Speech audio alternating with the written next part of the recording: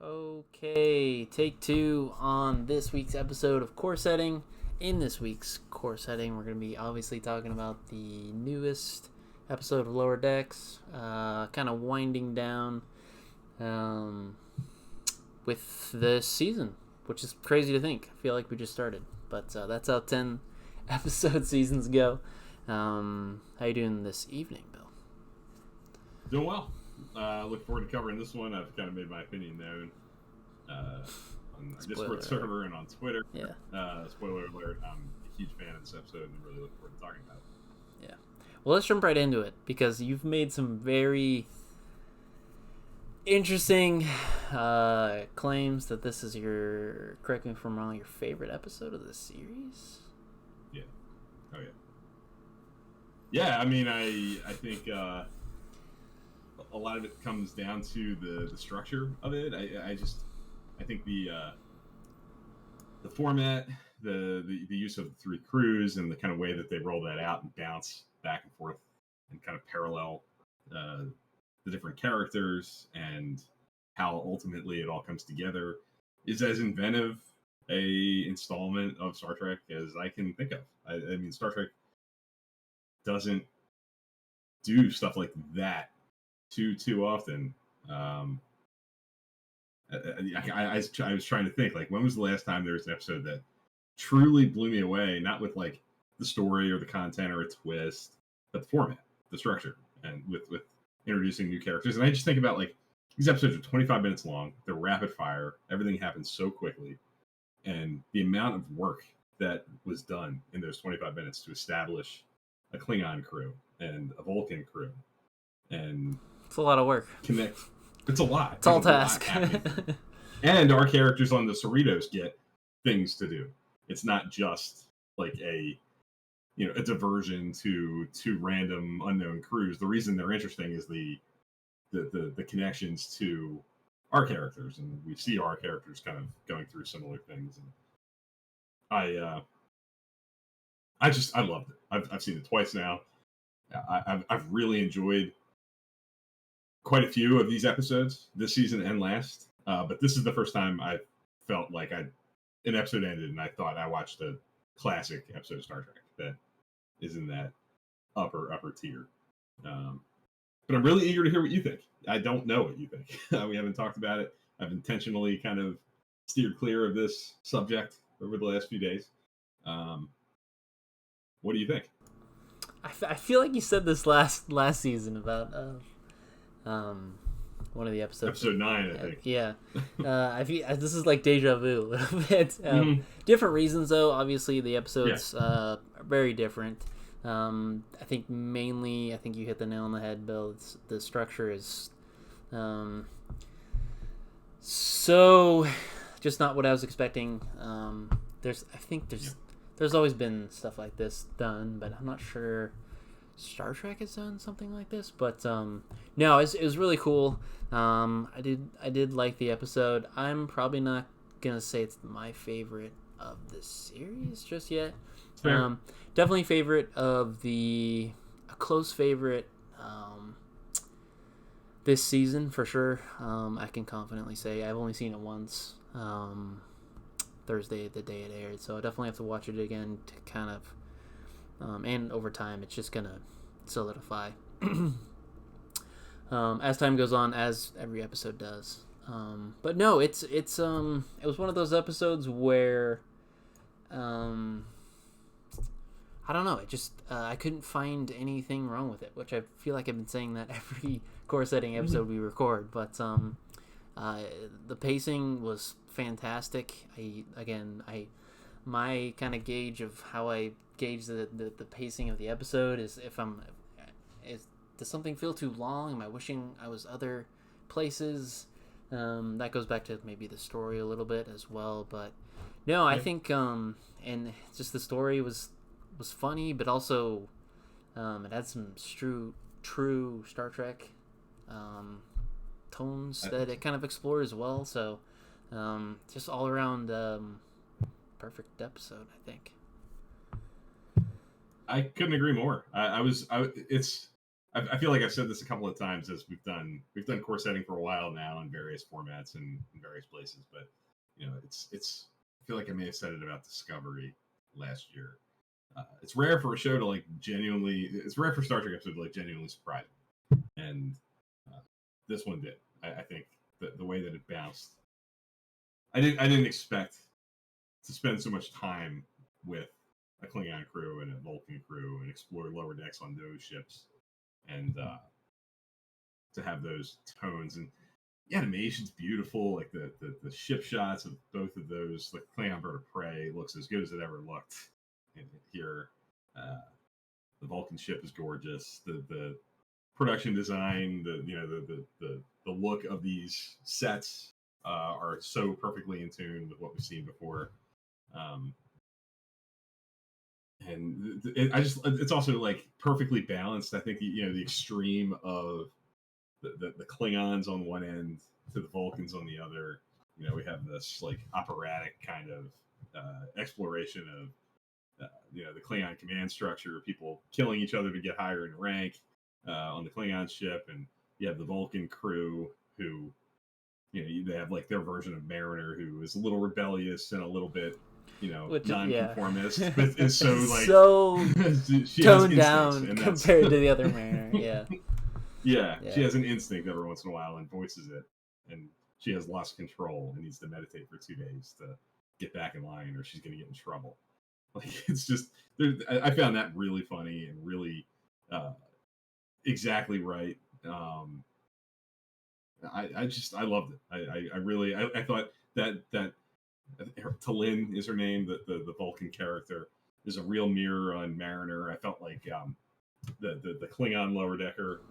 I can't remember his name. I think he was a real mirror of Boimler. Oh yeah, ambition. Big time. He wanted to. Advance. But he's very by the book and traditional Klingon stuff. Yeah.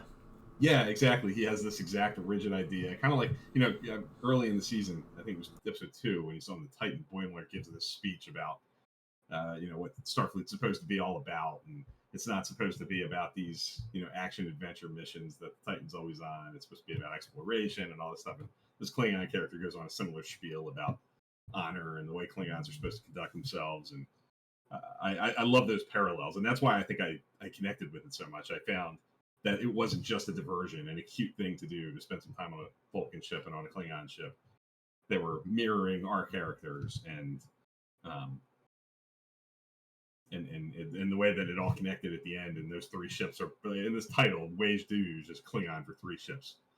Super cute. I like that a lot too, and the way that it all kind of connects in the end is really perfectly done. So I like that too, because at first it was like, is this just going to be a comedic relief? And then as the episode kind of went on and on, we got more out of it than just a good laugh, which that's fine too. But it's just amazing that just beautiful writing that they could also us, the audience, see our beloved characters, the main characters, main lower deck crew in these other lower decks, which is fantastic. Is great storytelling.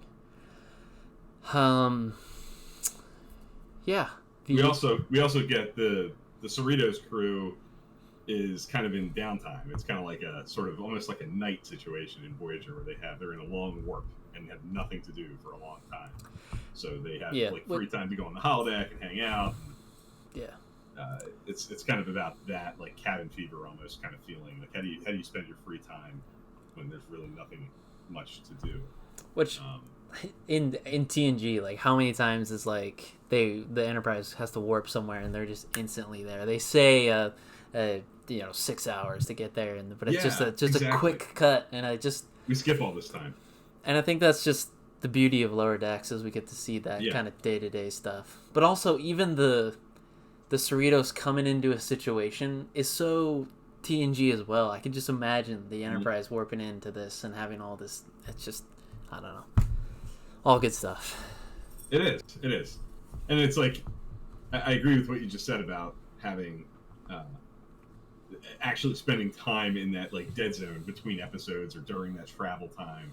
Like you said, sometimes it's like they're in transit for days or weeks, going from place to place, and instead of just cutting to a commercial and cutting back and now we've gotten there or whatever, we're actually spending in that time, and the stuff that they're doing to use that time is very obviously TNG as well. You got stuff like pottery and playing Velocity on the holodeck, like Janeway and Seven do in the episode I just watched on the Voyager. Like the things they're doing using their time hanging out on the holodeck are obviously like perfectly in tune with that era. What we've been told that these people do on these shows. Yeah. Right. Yeah. Which of the storylines did you connect with the most? Did you find yourself gravitating more to the Klingon, the stuff in Cerritos? Like, what did you have a? I kind of like the Boimler stuff the most because like and that's just, this is my personal opinion. There's some great stuff, and that's not just knocking any of the other. I love pretty much all the other storylines, but this, I just think that there's some relatability in. Oh yeah. Your coworkers, you kind of want to have kind of similar interests, so you can kind of connect a little bit, and sometimes the truth can get fudged around, and then there's a point where you just got to be honest too, which I really do love. So yeah, I think that one probably sticks with me the most, just because of the relatability aspect that, I don't know, I feel like I sometimes struggle with connecting with my coworkers and just making friends in general. So that's just absolutely. I love that.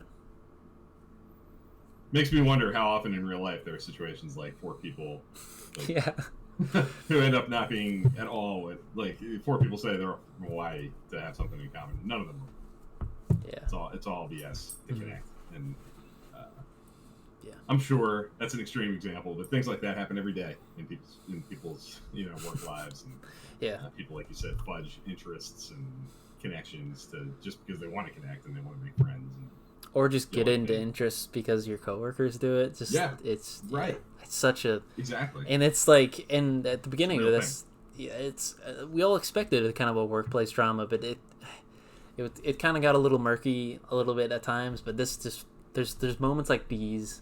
That small little, not even B, maybe C plots that just really nail home that feeling for me for the show. So I would agree, and I think one of my favorite things that Lower Decks does, I think even above like the references and the self-awareness of the canon, the continuity, is the sort of return to the workplace realities being explored the way TNG, I think, was probably the best of the Star Trek shows at doing. I think TNG, for my money, without being as blatant as Lower Decks is, I think Lower Decks kind of leans into this is stuff that happens in your job. Yeah. Like TNG, I think, would like shroud it in more, extreme stuff. Yeah, extreme examples. But I mean, they're taking their cues from, I think, the Next Generation with the way people connect to each other and work together. I love when Lower Decks does this, and I think they've done it quite a few times. Quite a few of these episodes going back to season 1 have really been about these kinds of issues, and maybe it's because you and I both are in careers now. We have jobs, we have coworkers, we have bosses, we have people that we work with, and I think this show is perfectly aimed at people like us who are at that point. Yeah, like many are. So I love it. I'm really happy with this episode. I'm happy with the show. I think the season's ending really strong. Yeah, I think another part of it too is this is not just maybe this. I kind of noticed it this episode, but I think for me there's some sort of warm blanket feeling being this type of. It's like a simple premise, really simple, which feels kind of like TNG as well, where I think there's some comfort level in TNG as well, where it's just really tried and true Star Trek, whereas some of these other shows might get into like different territories with tone and types of concepts and things like that, so you can kind of get away from that simplicity and every week we kind of come back to it, and it's I don't know, it just feels comfortable. It's gonna be a whole different feeling when Prodigy starts up. in a few weeks, and then also Discovery as well. I just think those just feel different, and they're much bigger and grander, and so this just feels, I don't know, like comfort food almost. Yeah, I think Discovery just had a trailer drop this weekend for season 4, and one of the things that people who love the show kind of point out watching these trailers and get warming up to the show is that these seasons of Discovery often revolve around like some pretty big threats, and like there's major implications for whatever the challenge of the moment is. And you're right. I think there is a warm blanket feeling to Lower Decks because these episodes sometimes don't have like those kinds of high stakes. They're more low key, and they're smaller challenges, and I think that is comforting and reminiscent of episodes of Star Trek from the past. And that's again another space that Lower Decks I think is sitting most comfortably in. Is their big baddie of the moment is the Pakleds, getting weapons off the Klingons now. Like that's the major issue here. It's not. That's one episode in most treks. That's just, yeah, exactly. Right. It's an irritant. It's like a it's a small thing, and for them it's a big thing, and it's an opportunity for Captain Freeman and the bridge crew to like make their mark and do something good and advance. And I think they identify that. I think Captain Freeman especially sees this as a real opportunity for her. But yeah, it's.